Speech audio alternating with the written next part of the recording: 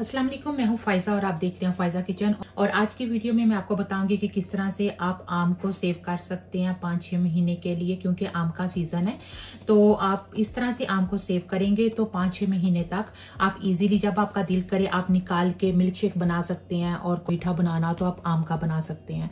तो ये मैंने आम लिए हैं और सबसे पहले आम का छिलका मैं उतारूंगी। आम को अच्छी तरह से धोकर मैंने वॉश कर लिया, और वॉश करने के बाद आप इसका सबसे पहले छिलका वो उतारेंगे।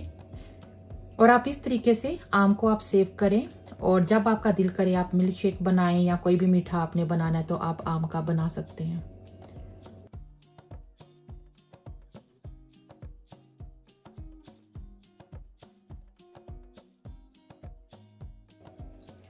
आम की मैंने कटिंग कर ली है, और उसके बाद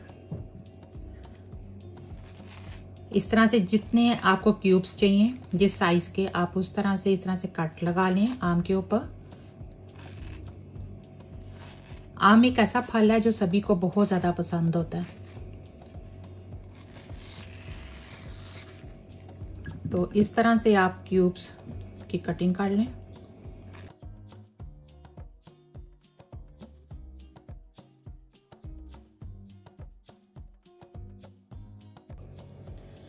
मैंगो की मैंने कटिंग काट ली है और इसको मैंने क्यूब्स में काट लिया है। तो आप जरूरी नहीं है कि आप छोटे क्यूब्स काटें या बड़े, ये जस्ट रफली आप कटिंग कर लें, क्योंकि आपने इसका मिल्क शेक बनाना है या कोई भी मीठा बनाएंगे तो उसमें आप इसको इस्तेमाल करेंगे। तो इस तरह से आप क्यूब्स काट लें। और उसके बाद ये फ्रीजर बैग जो इजीली मार्केट में अवेलेबल है, अगर आपके पास ये फ्रीजर बैग हैं तो आप यूज करें। अगर आपके पास फ्रीजर बैग नहीं है, कंटेनर में भी डाल के आप सेव कर सकते हैं। जैसे आपको सूटेबल लगता है उस तरह से आप कर लें।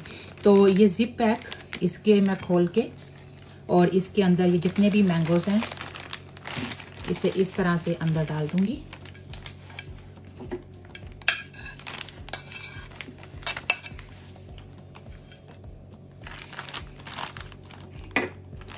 और उसके बाद इसको जिप पैक को पैक कर लें। इस तरह से करने के बाद अब ऐसे इस शॉपर को आप फ्रीजर में फ्रीज कर दें। इस मैंगो को आप इस तरह से मैंगो को महफूज करें, और इसको आप यूज कर सकते हैं। आप 6-7 महीने जितना भी आपका दिल करे उतनी देर तक आप इसको यूज कर सकते हैं।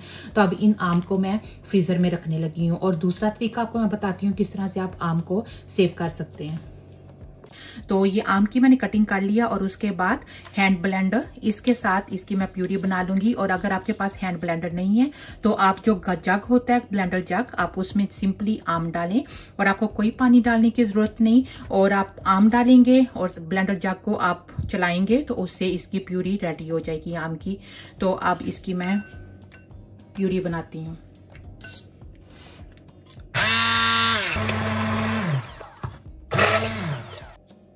तो आम की ये प्यूरी रेडी हो गई है।